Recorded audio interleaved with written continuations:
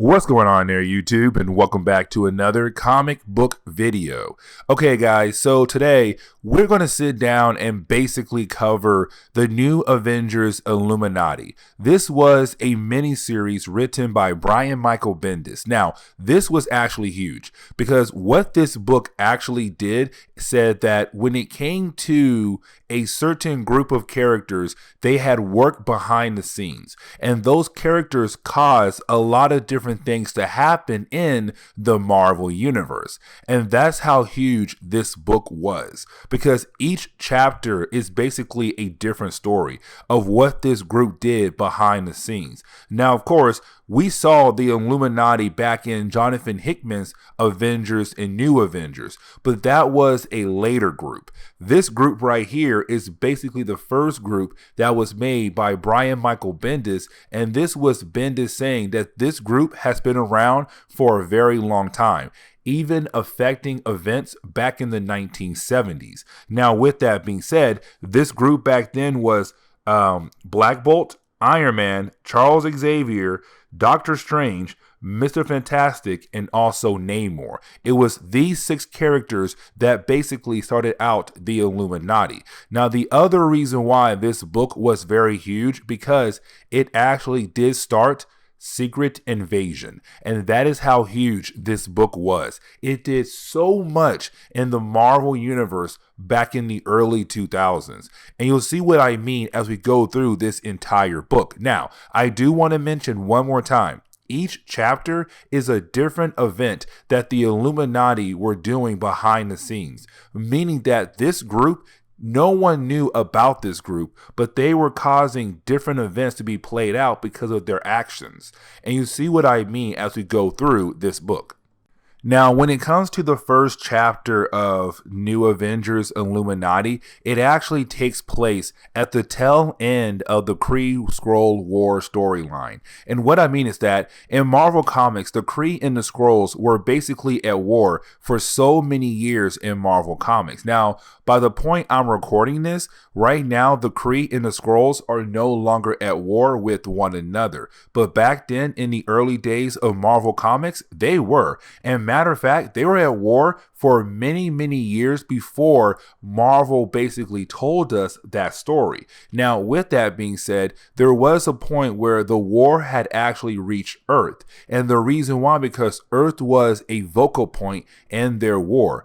Whoever has Earth could technically win the war down the road. And so the Kree and the Skrulls both came to Earth. Now, the Skrulls wanted Earth mainly because they were told that the Earth would be theirs in one of their prophecies. Now, the heroes of Earth, and some of the Kree as well, were able to defend the Earth and get rid of the Skrulls. And with that being said, right now we pick up with the Skrulls just basically licking their wounds, because they were defeated by the humans of Earth. Now, with that being said, we also have to remember they don't have a home world, because their home world, if I remember correctly, was wiped out by Galactus. And so right now, it's just the Skrulls licking their wounds and their king being very upset with the idea that they have basically lost the war.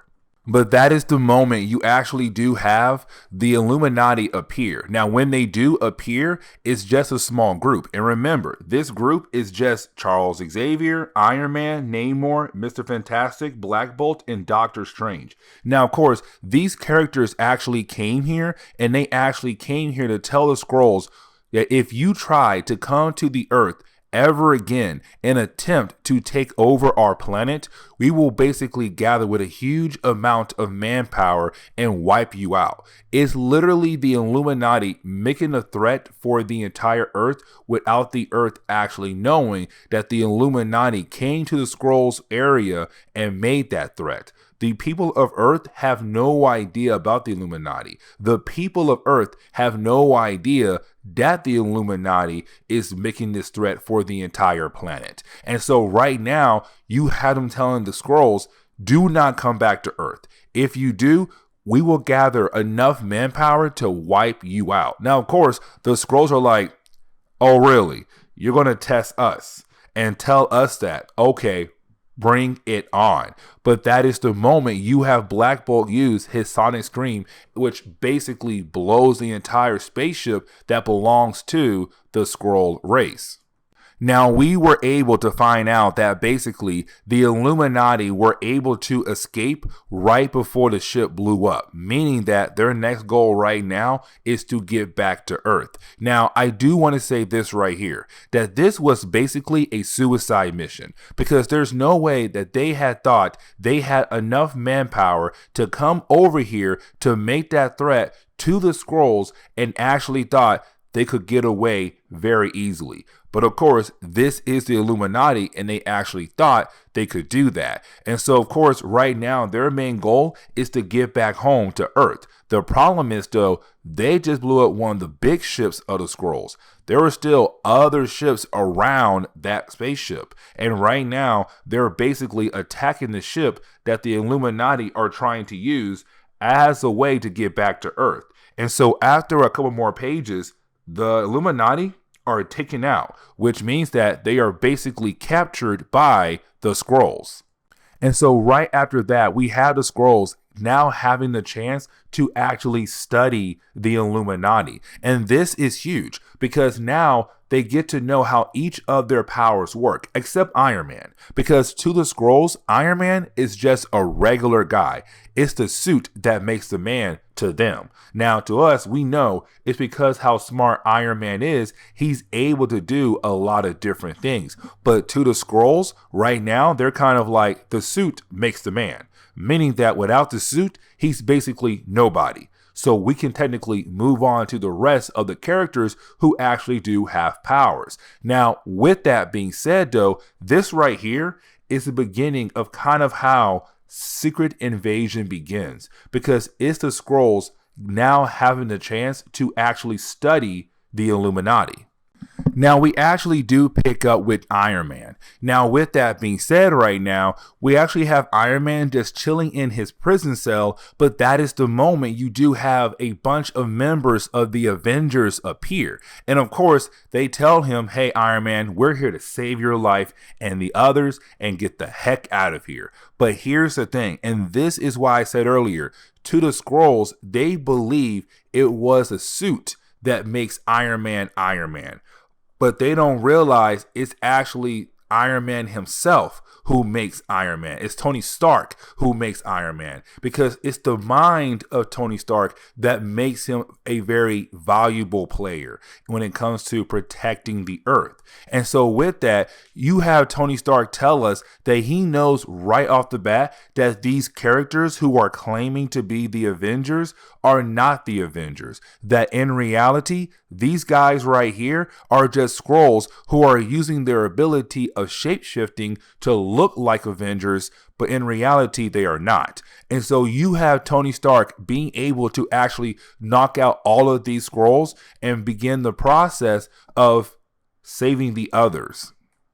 Because that is the moment you have Tony Stark kind of go on a one-man army mission and freeing the rest of the Illuminati from their cells as well. And of course, as he's going through each and every single one of their prison cells, it's Tony Stark seeing what the others had actually gone through. Because remember, because the others actually do have powers, the Skrulls were learning more about how their powers work. And so most of their tests were very severe. It caused a lot of pain for our characters. Now for Iron Man, not really, because he just had a suit on and that was it. But for the rest of them, they were tested really hard. And Tony Stark, he's actually seeing that right now. But either way, though, you do have the Illuminati being able to actually get onto a ship and begin the process of getting away. The problem is, though, as they're trying to get away, of course, they're still being followed by the Skrulls, because the Skrulls want to recapture them and continue to test them, but also get revenge for blowing up one of their big ships. And so right now the Skrulls saying, nah, y'all messed up. Come back over here. we're going to take you guys back in. But then that is the moment you have Doctor Strange use his powers to show an image of Galactus appearing. And that is huge because remember, Galactus was the one who did wiped out the Skrulls' home world. And so anytime the Skrulls actually see Galactus, they freak out. They're like, oh gosh, it's Galactus. Back up right now, it's Galactus. They have no choice but to back away, which of course then let the Illuminati being able to get away. Now, of course, you would think the Skrulls would be very upset with the idea of the Illuminati getting away, but then you have their king tell the Skrulls, listen, did we get what we wanted from them? And one of his guys tells him, yes, we did, sir. And he says, then that's good enough. I will wait. I don't care how long it takes. But thanks to science, we can now attack the Earth in a different way. And this right here was kind of like the beginning of Secret Invasion. This right here kind of pushed the idea of something big is coming very soon to the Earth, thanks to this storyline right here. Now, the next chapter of the new Avengers Illuminati actually picks up with the Illuminati right now thinking about going after the Infinity Gems. Now, this is actually very important. And the reason why, because when it comes to the Infinity Gems, usually when they are collected by a certain character, they're going to use the gems for their own evil needs. And so this is Reed saying, listen, every single time the gems are collected with the gauntlet, of course, it brings pain to the Earth. And so why not go out of our way to basically stop that from happening ever again? Let's go ahead and collect all the gems right now and keep them locked away so that nobody will be able to actually get the gems. Now, this is actually very huge because you're now saying that each member should hold a very powerful item in their hand as a way to kind of make sure no crazy person comes after them. Now, with that being said, that is the moment you have Reed tell us he already has 3 of the Infinity Gems, and he also has the gauntlet as well. But his goal is to use the Infinity Gems to find the other 3, because in Marvel Comics, it was always told to us that when it comes to the Infinity Gems, they call out to each other and they want to be with one another. And so basically, it's Reed saying if we can use these gems we have right now as a way to hopefully find the others, then we can begin the process of locking these things away forever so that nobody can use them again down the road. Now, thanks to Reed using the other gems plus the gauntlet, he was able to tell us what 3 stones are still left behind that are right now being unable to be found, which is right now the Time Stone, the Reality Stone, and the Mind Stone.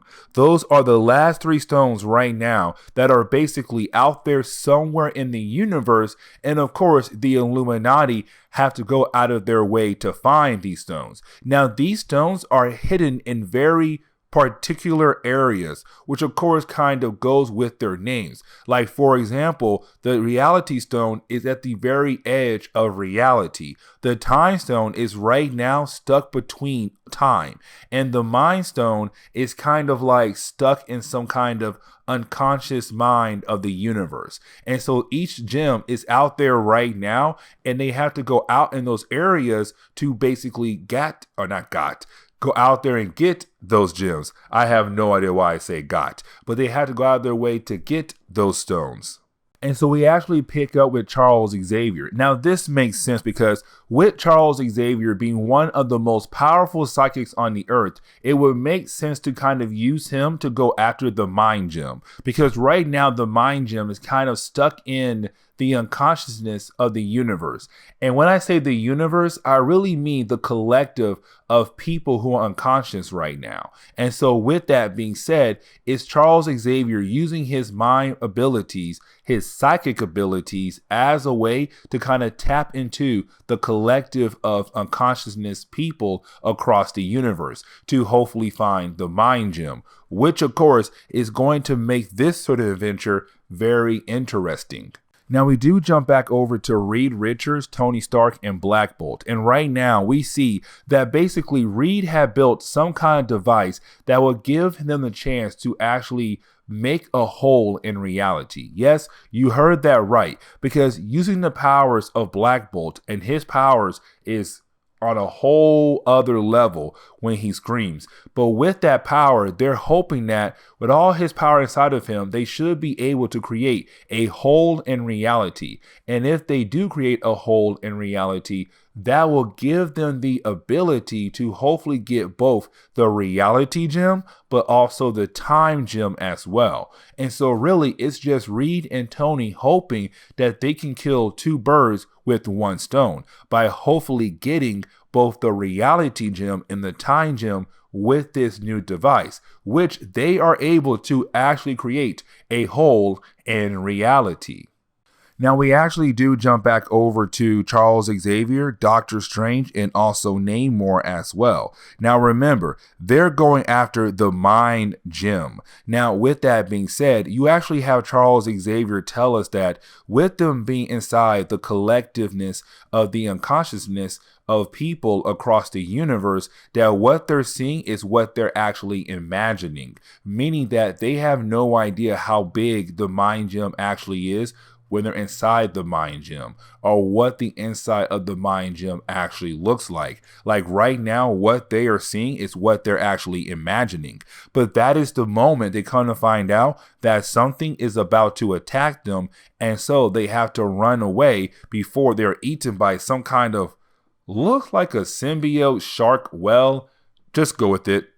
Now, with the other group right now, we actually do see them being able to use the hole they made into reality to actually grab the reality stone. Now, this is huge because as soon as Iron Man is able to grab that stone, that is the moment his arm begins to disappear. And that is huge right there, because when it comes to the reality gem, it's a very powerful item. It's basically all reality of this universe tied into that gem. And so right now, it was Tony Stark trying to grab a stone, and of course it began to backfire, and now there is a possibility that he might be wiped out of reality.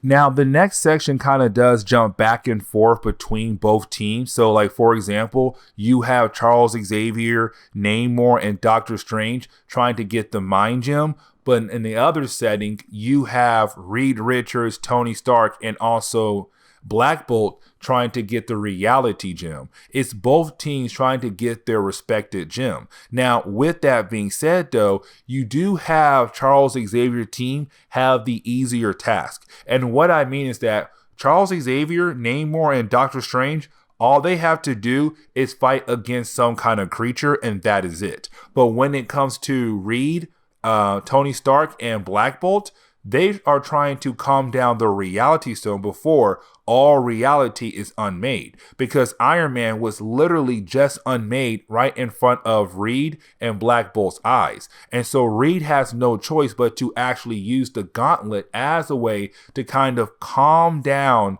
the actual reality gem before all reality is wiped out. And luckily for Reed was able to do that, bring Iron Man back to life because he was wiped out, but now they have the reality stone in their possession. And now we also find out that basically Charles Xavier team was also able to get the Mind Stone. So now they have 5 out of 6, which only leaves now the Time Gem. Which, of course, does lead into the idea of basically you have the Illuminati regroup, and when they do regroup, you do have Reed Richards use the gauntlet and the other 5 gems as a way to call in the Time Gem. Because remember, these gems, they want to be together no matter what. And so when you have 5 of the 6, it was very easy for the 6th one to just teleport right to Reed. And so now the Illuminati, they have all 6 stones now. All 6 of these stones belong to the Illuminati. But now you have everyone telling Reed to take off the gauntlet.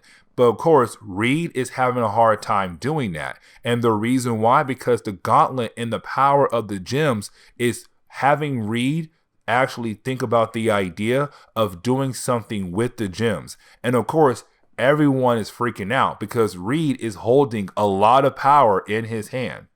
Now, that is the moment you have the Watcher appear. Now, usually when the Watcher appears in Marvel Comics, Marvel usually used this character as a way to tell us different stories across the multiverse, like what if books. Like, for example, what if Spider-Man never did get rid of the symbiote suit? Or what if Steve Rogers was never unfrozen? Like things like that, like those what if books. Now, with that being said though, when the Watcher usually appears in the main Marvel universe, that is when something big is about to happen. And so right now you have the Watcher coming here and talking to Reed and telling Reed, listen, the reason why I'm here is because I can tell that you are about to do a huge, huge thing, a very big mistake. And I'm here to tell you, don't do it. Because you and I both know those gems should not be used by anybody across the universe.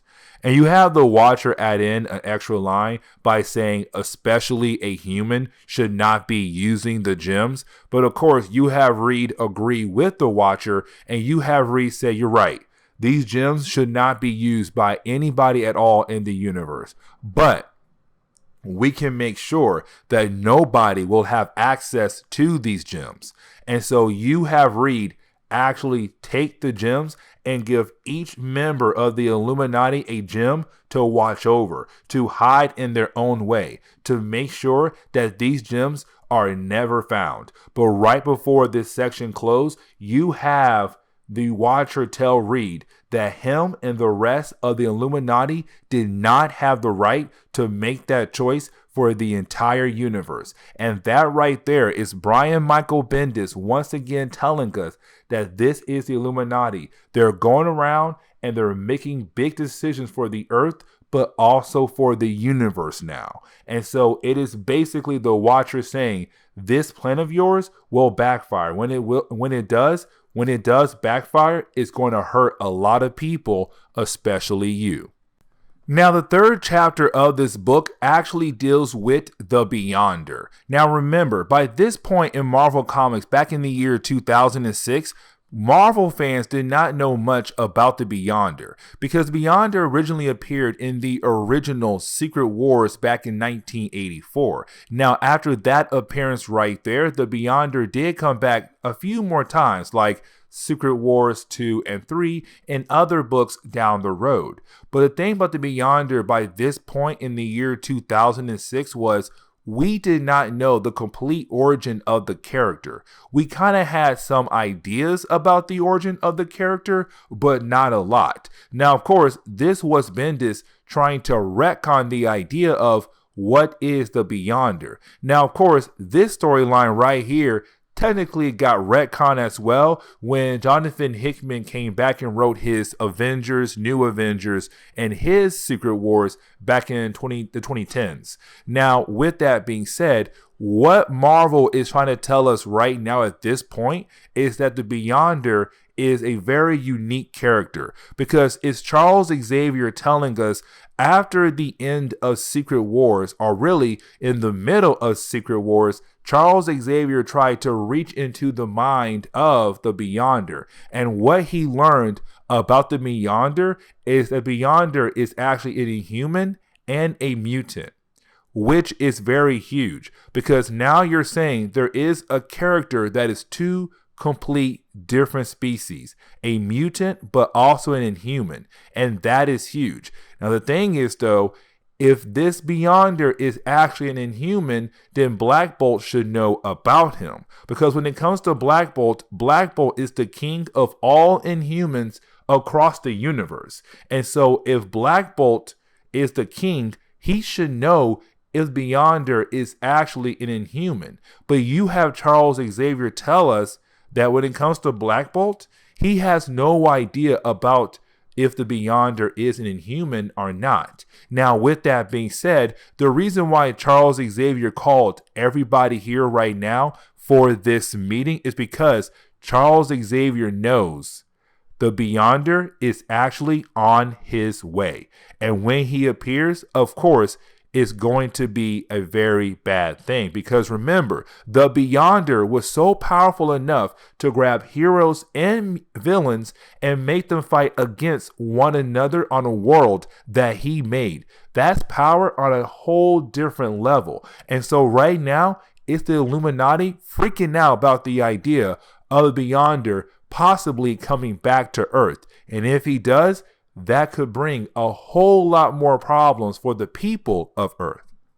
Now, of course, you do have the group come together and get ready to travel into space to hopefully look for the Beyonder. Now, I do want to mention right now, Iron Man is not here because at this point, Iron Man was going through some things in Marvel Comics. So for right now, he's not here. But you do have the rest of the Illuminati. Now, right now, you have the Illuminati right now using the same scroll ship they used in the first chapter to get back to Earth as a way to fly out into space to hopefully find the Beyonder. And of course, as they're flying out into space to look for the Beyonder, well, that is the moment they actually see something. And what they see is something very big. Of course, what they actually do see is Manhattan in the middle of space. Now, of course, this is not Manhattan of New York, like the actual Manhattan of New York. This is a version of Manhattan that the Beyonder had made, and he's right now just chilling on Manhattan, his version of Manhattan in the middle of space.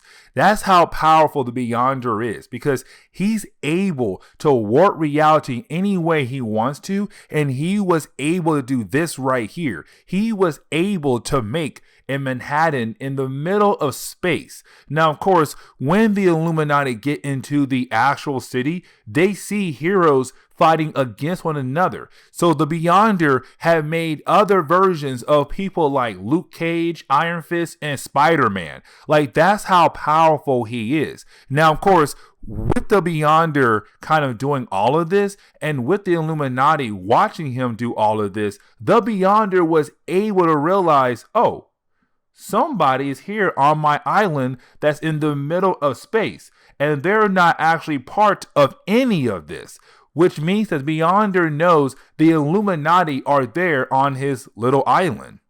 And this actually leads into a very important conversation, because with the Beyonder knowing that the Illuminati are on his island, you do have the Beyonder teleport over to them. And when he does, this begins the conversation, because the Beyonder right off the bat recognizes Black Bolt. And remember, the Black Bolt is the king of all Inhumans across the universe. And so right now you have the Beyonder kind of saying like, hey, listen, my king is here. Black Bolt, oh my gosh, it's great to see you. And it tells you right off the bat that the Beyonder kind of knows that he's basically an Inhuman. Now again, this is Brian Michael Bendis kind of retconning things right now. But either way, it's kind of the Beyonder saying he knows he is Inhuman, but he also knows that Black Bolt is his king. Now, with that being said, you do have the Beyonder tell the Black Bolt, not the Black Bolt, but Black Bolt, that you are able to speak. Because remember, when it comes to Black Bolt, he's not able to actually speak, because everything he says or does with his mouth that involves some kind of noise, it leads to a sonic scream. And so this is the Beyonder saying, listen, if you want to basically talk, you can, because I use my warping reality powers to give you the ability to talk without actually causing damages to the area around you. But of course, you have the rest of the Illuminati say, no, don't do that. Because with your powers, you're basically playing around with the nature of the universe. What you're doing is not natural. You're basically breaking the balance of the universe by using your warping reality powers. Now again, this is the Illuminati trying to once again make big time decisions for the entire universe by saying the Beyonder should not be in their universe, because with him being here and playing with reality, he's basically breaking reality in the universe. Now, of course, you have Beyonder say that's not true, because you and I, we're part of the universe no matter what. no matter what you do, what I do, we're technically part of the natural way of the universe. So what I'm doing may seem unnatural, but in reality, it is natural. It's kind of saying who's right here, the Beyonder or the Illuminati. Now, that is the moment you have the Beyonder say, I can almost give you everything you want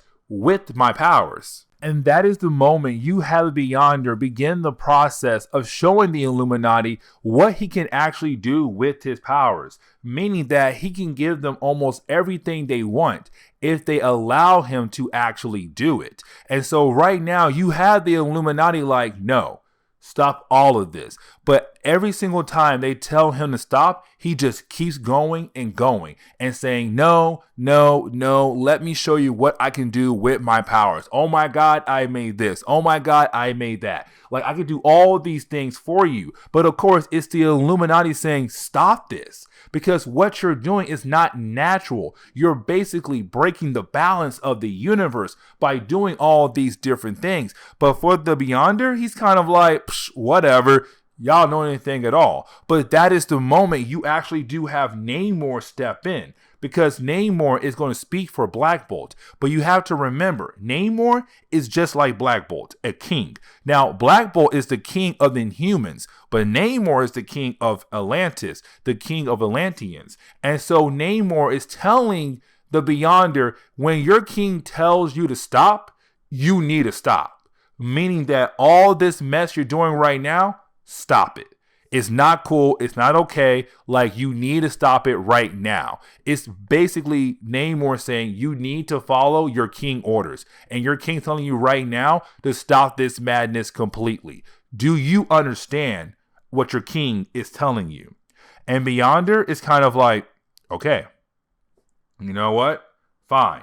If that's the case, I will follow my king's order. And so you have the Beyonder just leave. Now, when he does leave, of course, it does begin the process of this entire island just falling apart. This little small island the Beyonder made in the middle of space begins to fall apart. Now, the last page kind of tells us that basically the Beyonder did not go away. What the Beyonder actually did was wait for the Illuminati to leave. And when they left, bam, he brought that world right back. The world that he was playing around with. Because he's using his powers to make himself have toys. And his toys are basically the heroes that you saw right here. The heroes that were being used in his world. Those are his toys. And so he just waited for the Illuminati to leave so that he'll be able to continue to play with his toys. And so the Beyonder never left the universe. The Beyonder never went away. The Beyonder just stayed and kept playing with his toys and kind of like, well, they're gone, and I'll try my best to make sure they never find me ever again. Now, the fourth chapter actually starts off with basically the Illuminati coming together once again. Now, at first, this meeting is all about their love lives. Like their wives and their girlfriends and their love problems. And I find it hilarious because originally it's about Doctor Strange losing Clea. And so he's kind of like, oh my gosh, she left me to rule the dark dimension. And this is so bad. And you have like Reed and Tony Stark trying their best in a way to kind of support him. Then the rest walk in like Charles Xavier, Black Bolt. They're trying to cheer him up as well too. It's hilarious. Now, of course, with Reed and Black Bolt, they're married. So they're kind of like, we're good. Got our wives, you know. I got Medusa. He has Susan Storm. We're all good. But that is the moment you have Namor walk in and say, yes, you are good, but you keep your wife in a cage. And you don't spend every day with her. You don't cherish your wife. And this is coming from Namor. And all Marvel fans know that when it comes to Namor, he's always trying to bang Susan Storm. And so right now, it's him telling Reed, if you want to make sure your wife don't leave you, start acting like a husband and do more for her. Meaning that you need to cherish her every single day, my dude. And so it's a very opening section for this book. But then we actually pick up the reason why this meeting was called. And this meeting was called because over the topic of Marvel Boy. Yes, you heard that right. Marvel Boy. And that was Noah Var, or Novar. I had a hard time pronouncing that first part of his name. But either way, though, Novar is a Kree. And of course, he came to Earth to basically declare war on the Earth.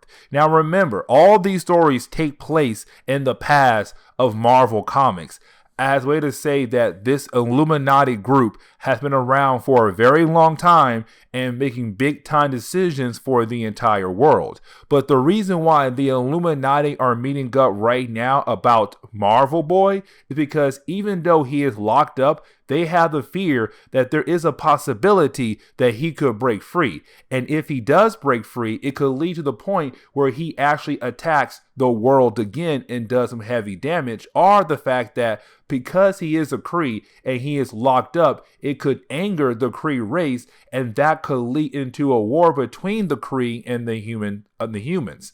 And so right now, you have the Illuminati saying, what should we do? Now, their first thought process is to have Charles Xavier use his powers to change the minds of Marvel Boy. But then you have Charles Xavier say, that's not going to work. Yes, I can use my powers to make you do certain things for a period of time. But the way the brain works is that it's going to remember how things used to be before it was programmed to do something different. So even though I do change the mind of Marvel Boy, sooner or later his mind is going to go back to how it was before I tempted or played with his mind. And so basically, your idea of my powers is not a long time solution. It is basically a short time solution. And so right then and there, you have everyone agree they basically need to talk to Marvel Boy to kind of talk to him and talk him out of basically attacking the Earth. I have no idea why in the world I had a hard time saying that, but that's their next plan. But Namor said, we have to talk in Marvel Boy's language. Now that right there is very key because that came from Namor.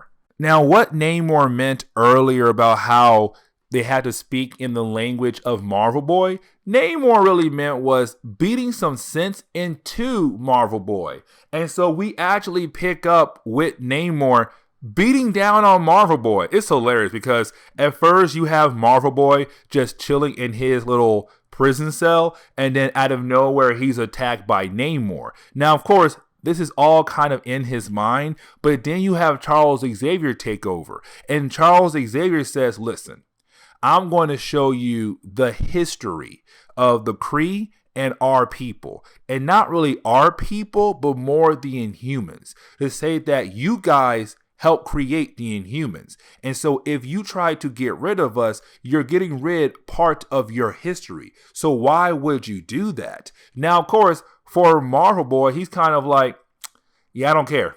Like, I still don't care. Like, you can show me all of this all you want to. I don't care. I feel like we need to wipe you guys out because you guys are a planet full of useless people.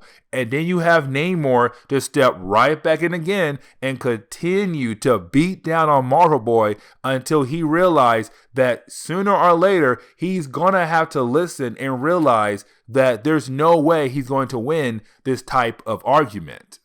Now, that is the moment you actually have Reed Richards step in to talk to Marvel Boy. Now, while you have Reed talk to Marvel Boy, this is Reed trying to explain to Marvel Boy about the idea of killing off the human race too soon, because the human race actually does have potential to be something great. But if you kill off the human race before it has the chance to be something great, then that's just wrong. Now, you do have Reed bring in the example of Marvel, the original Captain Marvel, because he was also sent by the Kree to kind of wipe out the Earth. But then he realized that there is a possibility the humans have potential to be something great down the road.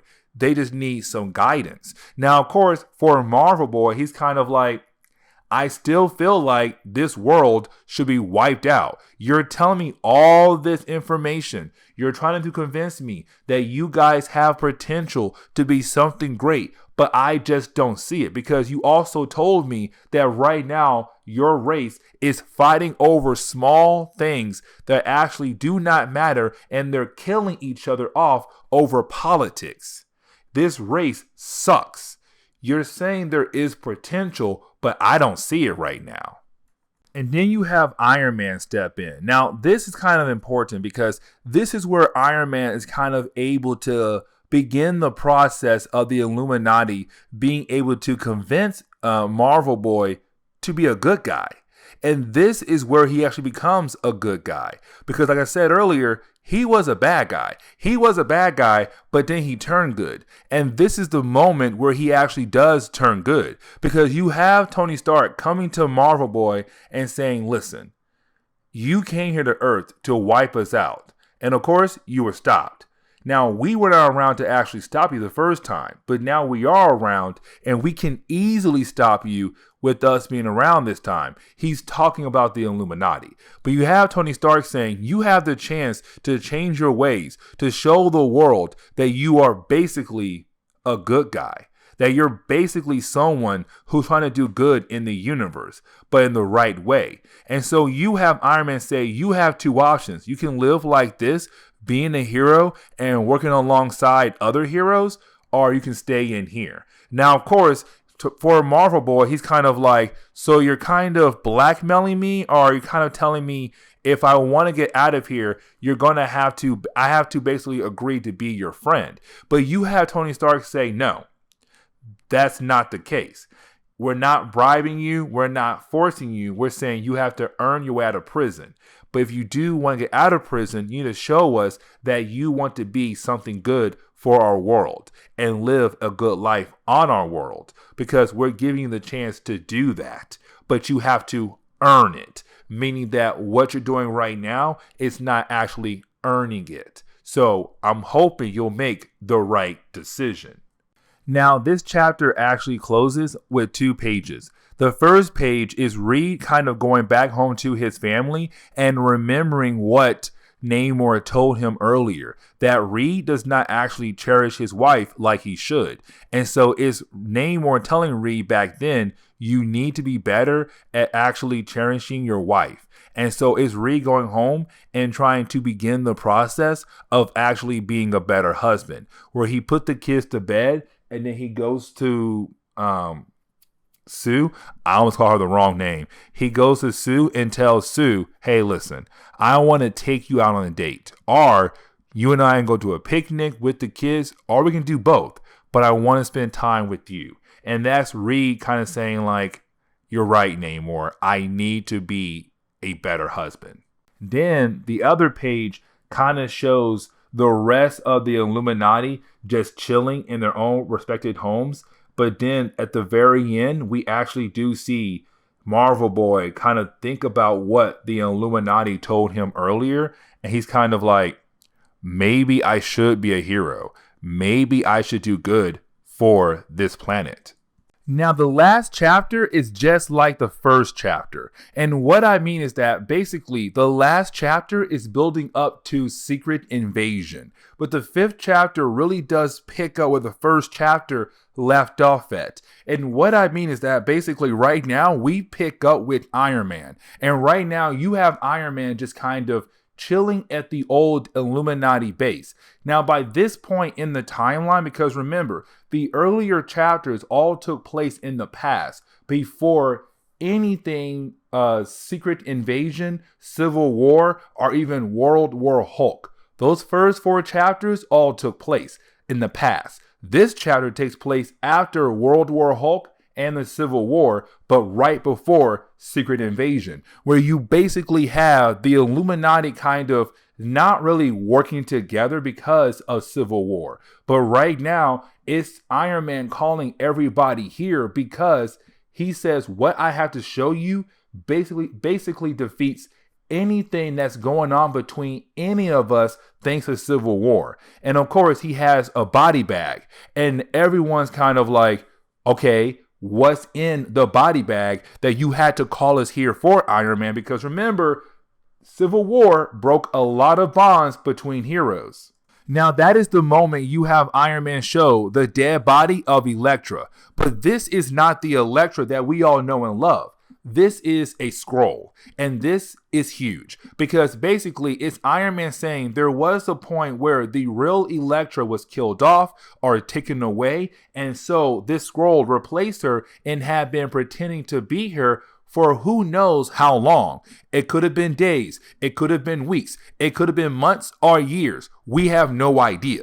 But right now, the real Elektra is nowhere to be found. And we have this fake one right here, which could possibly mean there could be other scrolls right now out in the world pretending to be basically somebody else that they have replaced. And so now you have Iron Man saying, what if the scrolls were behind the scenes playing around and basically made us have the Avengers disassembled? Or maybe they're the ones who had us do Civil War. What if the scrolls are behind all of this because what we did? As Iron Man telling us, is him thinking that this is payback from the scrolls for what the Illuminati did back in the first chapter, where they went to the scrolls who are right now had no home world. They're just flying around in space, and the Illuminati in the first chapter went to the scrolls and made that threat and said, if you come to Earth, we will basically wipe you out. And so with that, it's Iron Man saying, what if, and a huge what if, but what if this is them coming back at us for us making that threat all those years ago? Because you have to remember, the first 4 chapters all took place in the past. The 5th one is taking place right before Secret Invasion. This book is leading into that storyline right there. And that is why this book is so huge to all the fans in Marvel Comics. But with that being said, though, right now, is everyone wondering, what should they do next? And also, is this their fault? But that is the moment you have Black Bolt appear. And Black Bolt begins to speak. And that is huge because Black Bolt usually cannot speak, because usually when he does speak, his powers still activate, his sonic scream. And so right now he's talking, and that is huge because Homeboy should not be talking at all, but he is right now. And of course, it's freaking everybody out like, huh? Homeboy is talking. That's not right.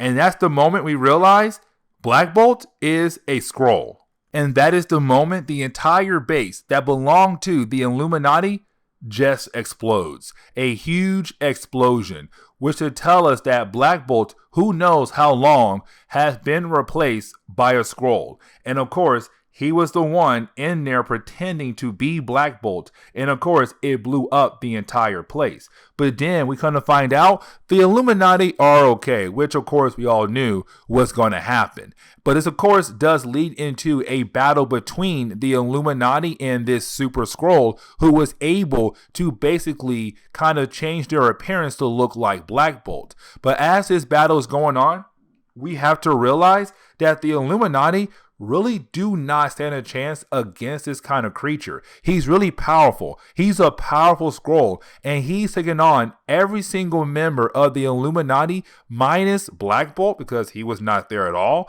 and Doctor Strange, who was there originally in Astro form. And so right now, it's just Iron Man, Namor, and Charles Xavier and Mr. Fantastic fighting against this Skrull. But the fight ends with Namor actually killing this Skrull. Now that is the moment you actually do have more Skrulls appear. And these Skrulls are on the same power level as the last one. But now there's even more of them, which means the Illuminati do not have a good chance of actually winning this battle. But that is the moment you have Iron Man show us a new kind of ability he has, which only shows up in this book and never seen ever again. And the reason why it doesn't show up, because basically it's Iron Man telling us with them using this new ability, the Skrulls will be prepared to protect themselves from this kind of attack. But basically, it's just Iron Man releasing a nuclear missile right on top of everyone, but being able to get the Illuminati out of there before they are killed with the nuclear explosion. And they're also able to get the dead body of Elektra, or the fake Elektra, with them as well, but to get out of there before the whole entire place blew up. Now, this is where the story actually begins to wrap up. And I like how the way the story wraps up, because it actually ends on a high note, but with a lot of questions to be answered in later books in the Secret Invasion storyline. And what I mean by that is you basically have every one of the Illuminati come together, minus Black Bolt, because he was never there. But you have Charles Xavier said when he read the mind of that Black Bolt, Charles believed it was actually Black Bolt. But of course, we know it wasn't, which means the Skrulls were able to kind of alter their minds just good enough to trick psychics to believing they're the actual person. But in reality, that person the psychic thinks they're reading was a Skrull. And so that's how good the Skrulls are. But of course, you did have Iron Man bring up what happened in the first chapter, which was that when they were captured by the Skrulls, they were also tested by the Skrulls to see what they could do with their powers and everything. And so this is Iron Man saying, with that right there, they had learned a lot about mutants, humans, and inhumans. And with that, they were able to go ahead and slowly move in and take people out left and right without us noticing. This has been going on for a good period of time, which also means there could be more of us out there. And so the story really ends with the idea of Secret Invasion happening very soon, which it did. And so that means if we want to cover Secret Invasion, we could technically cover the entire event, because this book was the perfect setup for that storyline. But this is where we are going to end today's comic book video. So please leave me a like down below and subscribe. Also, if you have any suggestions on books I should read, well, please let me know in the comments below, because you never know, your suggestion could be a future video down the road. But guys, I'll see y'all next time. Later.